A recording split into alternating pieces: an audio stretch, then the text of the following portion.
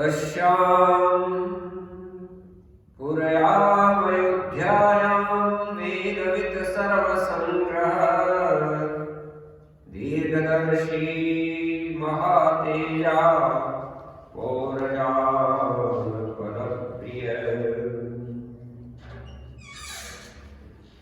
इक्ष्वाकुणामतिरथो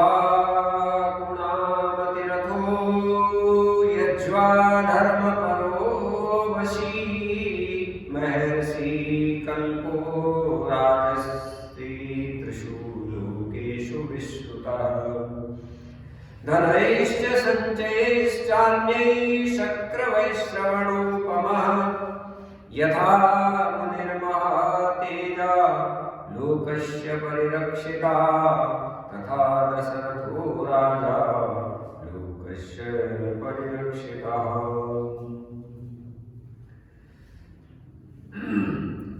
अयोध्या नगरी का वर्णन हम सुन रहे हैं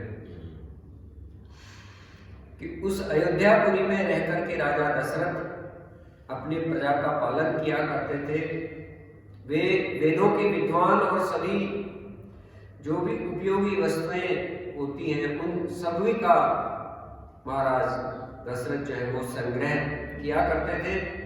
दूरदर्शी और महान तेजस्वी थे। नगर और जनपद की प्रजा उनसे बहुत प्रेम करती थी। और वे इक्ष्वाकु कुल के अतिरथी उसको कहा जाता है जो 10,000 महारथियों के साथ में अकेला ही युद्ध करने में समर्थ हो, उसको अतिरथी वीर कहा जाता है। ऐसे महाराज दशरथ यज्ञ करने वाले, धर्म में सदैव परायण रहने वाले और जितेंद्रिय थे। महर्षियों के समान दिव्य गुण संपन्न वो एक साक्षात राजर्षि थे। उनकी तीनों लोकों में ख्याति थी। बलवान, शत्रुहीन, मित्रों से युक्त एवं इंद्र विजयी थे, इंद्रिय विजयी थे। धन और अन्य वस्तुओं के संचय की दृष्टि से इंद्र और कुबेर के समान उनका नगर जान पड़ता था। वहां पर किसी प्रकार की कोई कमी नहीं थी। जैसे महातेजस्वी प्रजापति मनु संपूर्ण जगत की रक्षा करते थे, उसी प्रकार महाराज दशरथ भी अपने नगर की रक्षा करते थे। तेन सत्याभिसंधेन त्रिवर्गमनुतिष्ठता पालिता सपुरी श्रेष्ठा इंद्रेणेवामरावती।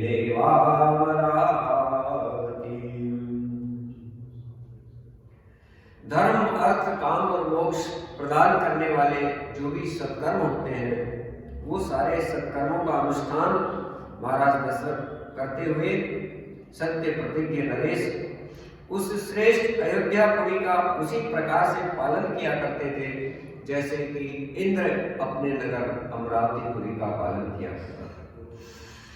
तस्मिन् पुरवरे ऋष्टा धर्मात्मानो बहुश्रुता नरास्तुष्टा धनैः स्वैर्लुब्धा सत्यवादिना।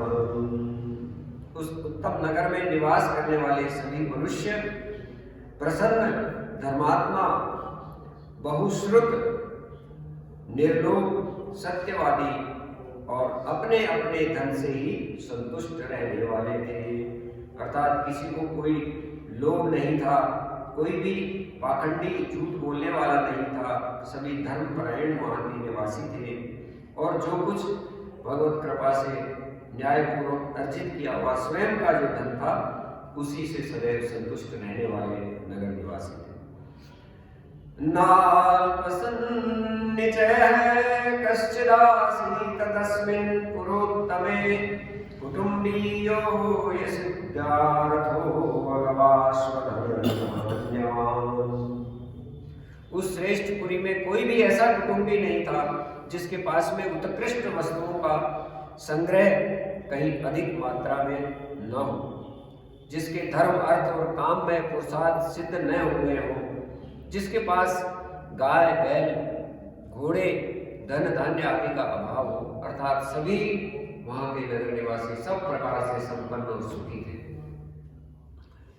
कामी वान कदरयो वानस्रंसः पुरुषः क्वचित् द्रष्टुं शक्यम् अयोध्यायां न विद्वान् न च नास्तिकः। और अयोध्या में कहीं भी कोई कामी, कोई कृपण, कंजूस, क्रूर, मूर्ख और नास्तिक मनुष्य देखने को भी नहीं मिलता था। सर्वे नराश्च नार्यश्च धर्मशीला सुसंयताः मुदिताः शीलवृत्ताभ्यां महर्षयैवामलाः। वहाँ के सभी स्त्री पुरुष धर्मशील, संयमी, सदा प्रसन्न रहने वाले तथा शील और सदाचार की दृष्टि से महर्षियों की भांति उत्तम आचरण करने वाले थे। ना कुंडली नाम कुटी ना स्रवग्वी नाल्पभोगवान ना मृष्टो न लिप्तांगो ना सुगंधस्य विद्यते। वहां कोई भी कुंडल, मुकुट और पुष्पहार से शून्य नहीं था। अर्थात हर व्यक्ति वहां कुंडल धारण करता था, सिर पे मुकुट रखता और फूलों के हार गले में सदैव धारण किए रहते थे। किसी के पास में भोग सामग्री की कभी कोई कमी नहीं थी। कोई भी ऐसा नहीं था जो नहा धो करके साफ सुथरा न हो, जिसके अंगों में चंदन का लेप न हुआ हो और जो सुगंध से वंचित हो, अर्थात सभी सुगंधित वस्त्र, सुगंधित चंदन इत्यादि का लेप करके रहा करते थे। न प्रेष्ट भोजी न दाता नाप्यंगद निष्कृधृक न हस्ताभरणो वापि दृश्यते नाप्यनात्मवान्।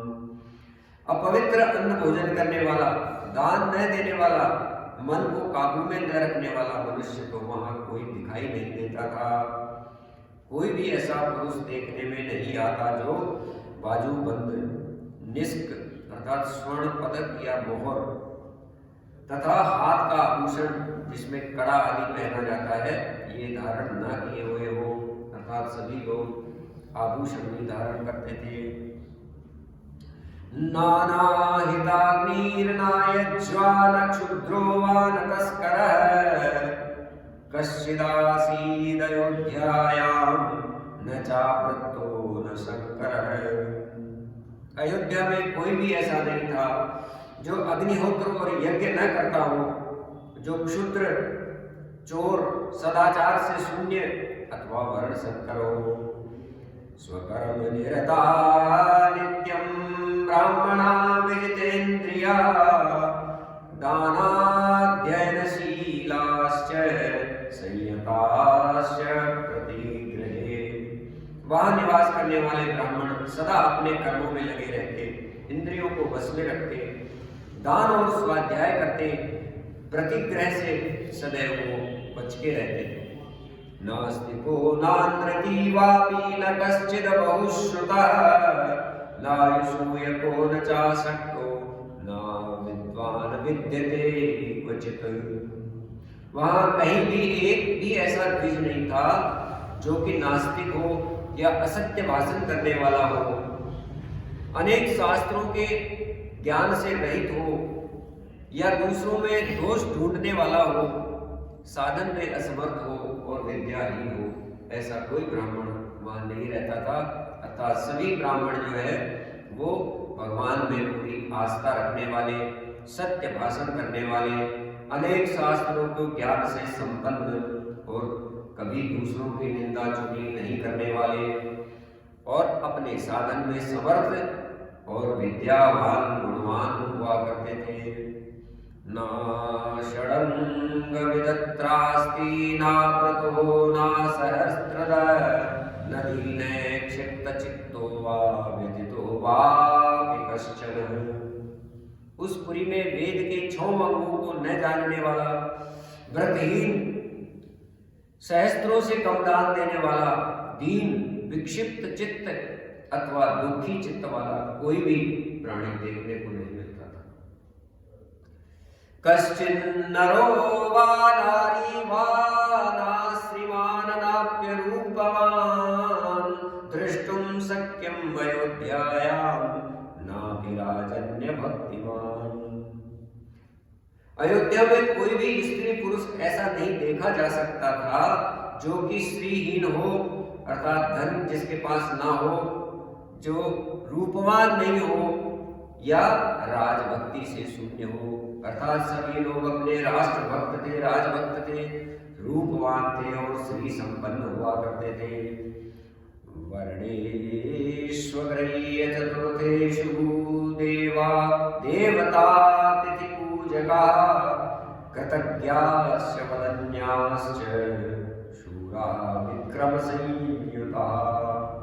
ब्राह्मण आदि जो 4 वर्णों के लोग होते हैं वो सभी लोग देवता और अतिथियों का पूजन करने वाले, कृतज्ञ, उदार, शूरवीर और पराक्रमी थे। दीर्घायुषो नरा सर्वे धर्मं सत्यं च संस्कृता सहिता पुत्र पौत्रैश्च नित्यं स्त्रीभिः पुरोत्तमे। उस श्रेष्ठ नगर में निवास करने वाले सभी मनुष्य दीर्घायु तथा धर्म और सत्य का आश्रय लेने वाले थे। वे सदा स्त्री पुत्र पौत्र आदि परिवार के साथ सुखपूर्वक निवास किया करते थे। क्षत्रम ब्रह्म मुखम चासीत् वैश्यः क्षत्रमनुव्रता शूद्रः स्वकर्म निरता स्त्री वर्णानुपचारिणः। क्षत्रिय लोग सदा ब्राह्मणों का मुंह जोड़ते थे तथा ब्राह्मण की आज्ञा करे तो उनका आज्ञा पालन किया जाए। वैश्य लोग सदैव क्षत्रियों की आज्ञा का पालन करते थे और शूद्र अपने कर्तव्य का पालन करते हुए तीनों ही वर्णों की सेवा में सदैव संलग्न रहा करते थे। सातेनेक्ष्वाकुनाथेन पुरीषु परिरक्षिता यथा पुरस्तान्मन्ना मानवेन्द्रेण धीमता। इक्ष्वाकु कुल के स्वामी राजा दशरथ अयोध्यापुरी की रक्षा उसी प्रकार करते थे जैसे बुद्धिमान महाराज मनु ने पूर्व काल में उसकी रक्षा की थी। योधानाम अग्निकल्पानाम पेशलानाम वर्षिणाम संपूर्णा कृतविद्यानाम गुहाकेसरिणाम। शौर्य की अधिकता के कारण अग्नि के समान दुर्धर्ष, कुटिलता से रहित, अपमान को सहन करने में असमर्थ, अस्त्र और शस्त्रों के ज्ञाता योद्धाओं के समुदाय से वो पुरी इस प्रकार भरी पूरी रहती थी जैसे पर्वतों की गुफा सिंहों के समूह से परिपूर्ण होती। काम्बोज विषये जातैरबाहिकैश्च हयोत्तमै मनायुजैर्नदीजैश्च पूर्णा हरिहयोत्तमै। काम्बोज और वाल्मीक देश में उत्पन्न हुए उत्तम घोड़ों से, वनायु देश के अश्वों से तथा सिंधु नद के निकट पैदा होने वाले दरियाई घोड़ों से, जो इंद्र के उच्चैश्रवा के समान श्रेष्ठ थे, ऐसे घोड़े इत्यादि से अयोध्यापुरी भरी रहती थी। विंध्य पर्वत जैर्मत्तै पूर्णा हेमवतैरपि मंदान्वितैरतिबलैरवातंगै पर्वतोपमै। विंध्य और हिमालय पर्वतों में उत्पन्न होने वाले अत्यंत बलशाली पर्वताकार बड़े विशालकाय मदमत्त गजराजाओं से भी वो नगरी सदैव परिपूर्ण रहती थी। ऐरावत कुलीनश्च महापद्मकुलैस्तथा अंजनाद निष्क्रांतैरवामनाद विचरद्विपै। ऐरावत कुल में उत्पन्न महापद्म के वंश में पैदा हुए तथा अंजन और वामन नामक दिग्गजों से भी प्रकट हुए हाथी उस पुरी को की पूर्णता में सहायक हो रहे थे। भद्रैर्मंद्रैर्मृगैश्चैव भद्रमंद्रमृगैस्तथा भद्रमंद्रैर्भद्रमृगैर्मृगमंद्रैश्च सा पुरी नित्यमत्तैः सदा पूर्णा नागरैर्जलसन्निभैः सायोजने द्वे च भूय सत्यनामा प्रकाशते यस्यां दशरथो राजा वसन् जगत्पालयत्। हिमालय पर्वत पर उत्पन्न भद्र जाति के, विंध्य पर्वत पर उत्पन्न हुए मंद्र जाति के और सह्य पर्वत पर पैदा हुए मृग जाति के हाथी भी वहां पर मौजूद थे। भद्र, मंद्र, मृग इन तीनों के मेल से उत्पन्न हुए शंकर जाति के, भद्र और मंद्र इन दो जातियों के मेल से पैदा हुए शंकर जाति के और भद्र और मृग जाति के संयोग से उत्पन्न शंकर जाति के तथा मृग और मंद्र इन दो जातियों के सम्मिश्रण से पैदा हुए पर्वत के समान बड़े बड़े गजराज सदा मदोन्मत्त रहने वाले उस पुरी में भरे हुए थे। 3 योजन के विस्तार वाली अयोध्या में 2 योजन की भूमि तो ऐसी थी जहां पहुंच करके किसी के लिए भी युद्ध करना असंभव था। इसलिए वह पुरी अयोध्या इस सत्य एवं सार्थक नाम से प्रकाशित होती थी। अयोध्या युद्ध नहीं हुआ, हाँ, तो कोई युद्ध कर ही नहीं सकता। अयोध्या, यहाँ कभी युद्ध न हो, जिसमें रहते हुए राजा दशरथ इस जगत का पालन करते थे। ताम पुरीं समहातेजा राजा दशरथो महान, ससासे सविता मित्रो नक्षत्राणि चंद्रमा। जैसे चंद्रमा नक्षत्र लोक का शासन करते हैं, उसी प्रकार महान तेजस्वी महाराज दशरथ अयोध्यापुरी का शासन किया करते थे। उन्होंने अपने समस्त शत्रुओं को नष्ट कर दिया था। ताम सत्यनामां दृढ़तोरणार्गलां ग्रहैर्विचित्र रूप शोभितां शिवां पुरीं अयोध्यां नृसहस्र संकुलां ससासे वै शक्र समो महीपति। जिसका अयोध्या नाम सत्य और सार्थक था, जिसके दरवाजे और अर्गला बहुत ही सुदृढ़ थे, जो विचित्र ग्रहों से सदा सुशोभित होती थी, सहस्त्रों मनुष्यों से भरी हुई उस कल्याणमयी पुरी का इंद्र के समान तेजस्वी राजा दशरथ न्यायपूर्वक शासन किया करते थे। इत्यार्षे श्रीमद् रामायणे वाल्मीकि आदि काव्ये बालकांडे षष्ठः सर्गः छठवां सर्ग संपन्न हुआ। छोटा सा वो कर लेते हैं। सप्तमः सर्ग। तस्यामात्या गुणैराक्सन्निक्ष्वाको सुमहात्मनः मन्त्रज्ञाश्च इंगिताज्ञाश्च नित्यं प्रियन्ते रताः। अष्टौ बभूरवीरस्य तस्यामात्या यशस्विनः शुचयश्चानुरक्ताश्च राजकृत्येषु नित्यशः। इक्ष्वाकुवंशी वीर महामना महाराज दशरथ के मंत्री जनोचित गुणों से संपन्न 8 मंत्री हुआ करते थे, जो मंत्र के तत्व को जानने वाले और बाहरी चेष्टा देख करके ही मन के भाव को समझ लेने वाले थे। मंत्री का अर्थ बताया है कि जो मन के भावों को बाहर से देख करके पढ़ ले, मनोभाव को पढ़ने वाला मंत्री।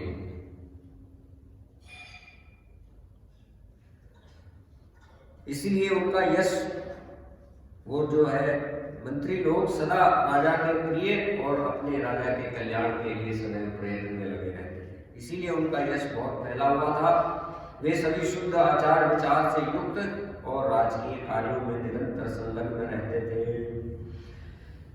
दृष्टिर्जयन्तो विजयः सुराष्ट्रो राष्ट्रवर्धनः अकोपो धर्मपालश्च सुमन्त्रश्चाष्टमो अर्थवित्। 8 के नाम बताए हैं। दृष्टि, जयंत, विजय, सुराष्ट्र, राष्ट्रवर्धन, अकोप, धर्मपाल और 8वें सुमंत्र, जो अर्थशास्त्र के ज्ञाता थे। ऋत्विजो द्वावभिमतो तस्यास्ताम्रसि सत्तमो वशिष्ठो वामदेवश्च मंत्रिणश्च तथा परे। सुयज्ञो अप्यथ जाबाली काश्यपो अप्यथ गौतमः मार्कण्डेयस्तु दीर्घायुस्तथा कात्यायनो द्विजः। और ऋषियों में श्रेष्ठतम वशिष्ठ जी और वामदेव, ये 2 महर्षि राजा के माननीय ऋत्वज अर्थात उनके पुरोहित होते थे। इनके सिवा सुयज्ञ जाबाली, काश्यप, गौतम, दीर्घायु मार्कंडेय और विप्रवर कात्यायन भी महाराज के मंत्री हुआ करते थे। एतैर्ब्रह्मर्षिभिर्नित्यमृतित्वजस्तस्य पौर्वका विद्या विनीतारिमन्तः कुशलार्यतेन्द्रियाः। श्रीमन्तश्च महात्मानः शस्त्रज्ञा दृढविक्रमा कीर्तिमन्तः प्रणीता यथा वचनकारिणः। तेजः क्षमा यशः प्राप्ता स्मितपूर्वाभिभाषिणः क्रोधात् कामार्थ हेतोरवा न ब्रूयुर्नृतं वचः। इन ब्रह्मर्षियों के साथ में राजा के जो पूर्व परंपरागत ऋत्विज होते आए थे वो भी सदा मंत्री गणों का कार्य किया करते थे। वे सब के सब विद्वान होने के कारण विनयशील, सलज्ज, कार्य में कुशल, जितेंद्रिय, श्री संपन्न, महात्मा, शस्त्र विद्या के ज्ञाता, सुदृढ़, पराक्रमी, यशस्वी, समस्त राज कार्यों में सावधान, राजा की आज्ञा के अनुसार कार्य करने वाले, तेजस्वी, क्षमाशील, कीर्तिमान तथा सदैव मुस्कुरा करके बात करने वाले थे। वे कभी काम, क्रोध या स्वार्थ के वशीभूत होकर के कभी झूठ नहीं बोलते थे। तेषां विदितं किंचित स्वेषु नास्ति परेषु वा क्रियमाणं कृतं वापि चारेणापि चिकीर्षितम्। अपने या शत्रु पक्ष के राजाओं की कोई भी बात उनसे छिपी हुई नहीं रहती थी, अर्थात पूरी जासूसी, पूरी खोज खबर जो है वो आसपास के राजाओं की भी रखते थे और अपने राज्य की तो रखते ही थे। दूसरे राजा क्या करते हैं, क्या कर चुके हैं और उनका आगे क्या अभिप्राय है, आगे क्या करना चाहते हैं, ये सभी बातें गुप्तचरों के द्वारा उन्हें मालूम रहती थी। कुशला व्यवहारेषु शोरतेषु परीक्षिताः प्राप्त कालम यथा दंडम धारयेयुषुतेष्वपि। वे सभी व्यवहार कुशल और उनके सौहार्द की अनेक अवसरों पर परीक्षा भी ली जा चुकी थी। मौका पड़ने पर अपने पुत्र को भी वो दंड देने में नहीं हिचकिचाते थे। ऐसे धर्मपरायण और न्याय प्रिय मंत्रीगण महाराज दशरथ के राज्य में थे। कोश संग्रहणे युक्ता बलस्य च परिग्रहे अहितं चापि पुरुषं न इंशुरविदूषकम्। कोश के संचय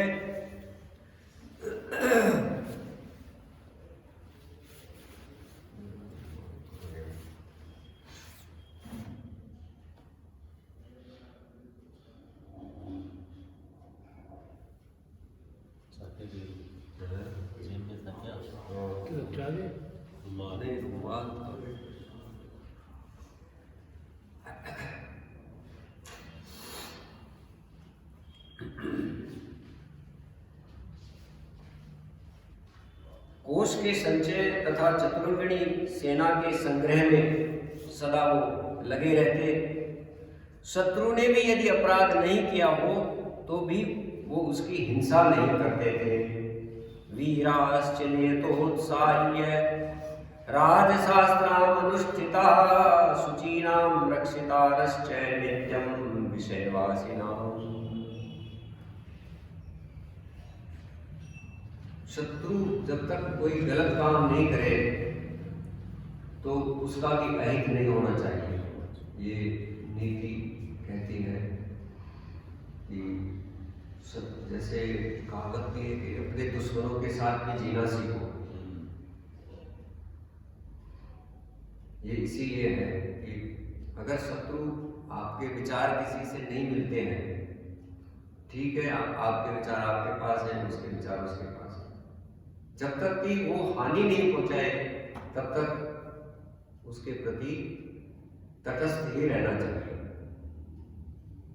इसलिए शत्रु ने यदि अपराध नहीं किया हो तो महाराज दशरथ के राज्य में उसके साथ हिंसा नहीं होती। वीराश्च नियतोत्साह्य राजशास्त्रम् अनुष्ठिताः शुचीनां रक्षितारश्च नित्यं विषयवासिनाम्। उन सब में सदा शौर्य और उत्साह भरा रहता था। वो राजनीति के अनुसार कार्य करते और अपने राज्य के भीतर रहने वाले सत्पुरुषों की सदा रक्षा करते थे। ब्रह्मक्षत्रं महिसंतस्ते कोशं समपूरयन् सुतीक्ष्णदण्डः संप्रेक्ष्य पुरुषस्य बलाबलम्। ब्राह्मणों और क्षत्रियों को कष्ट न पहुंचा करके न्यायोचित धन से राजा का खजाना भरते थे। वे अपराधी पुरुष के बलाबल को देख करके उसके प्रति तीक्ष्ण अथवा मृत्यु दंड तक का प्रयोग किया करते थे। शुचिनामेक बुद्धीनां सर्वेषां सम्प्रजानताम् नासीत् पुरे वा राष्ट्रे वा वृषा वा नरः क्वचिन्न दुष्टस्तत्रासीत् परदारनिर्दयी नरः प्रशान्तं सर्वमेवासीत् राष्ट्रः पुरवनं च तत्। उन सबके भाव शुद्ध और विचार एक समान थे। उनकी जानकारी में अयोध्यापुरी अथवा कौशल राज्य के भीतर कहीं भी एक भी मनुष्य ऐसा नहीं था जो मिथ्या भाषण करता हो, दुष्ट हो, परिस्त्री लंपट हो। संपूर्ण राष्ट्र और नगर में पूर्ण रूप से शांति छाई रहती थी। सुवाससः सुवेशाश्च ते च सर्वे शुचिव्रता हितार्थाश्च नरेन्द्रस्य जागृतो नयचक्षुषा। उन मंत्रियों के वस्त्र और वेश स्वच्छ एवं सुंदर हुआ करते, उत्तम व्रत का पालन करने वाले, राजा का सदैव हित चाहने वाले, नीति रूपी नेत्रों से देखते हुए सदैव सजग रहते थे। गुणगृहीताश्च प्रख्याताश्च पराक्रमी विदेशेष्वपि विख्याता सर्वतो बुद्धि निश्चया। अपने गुणों के कारण वे सभी मंत्री गुरुतुल्य समादरणीय और राजा के अनुग्रह के पात्र थे। राजा सबके ऊपर प्रसन्न रहते थे। अपने पराक्रमों के कारण उनकी सर्वत्र ख्याति फैली हुई थी। विदेशों में भी सब लोग उन्हें जानते थे। वे सभी बातों में बुद्धि द्वारा भली भांति विचार करके ही किसी निश्चय पर पहुंचते थे। अभी तो गुणवंतश्च चासन गुणवर्जिता संधि विग्रह तत्वज्ञा प्रकृत्या संपदान्विता। समस्त देशों और कालों में वे गुणवान ही सिद्ध होते थे, गुणहीन कभी सिद्ध नहीं हुए। संधि और विग्रह के उपयोग और अवसर का उन्हें अच्छी तरह ज्ञान था। किस राजा के साथ कब संधि करनी है, कब उसके साथ विग्रह करना है। वो स्वभाव से संपत्तिशाली अर्थात दैवीय संपत्तियों से युक्त थे।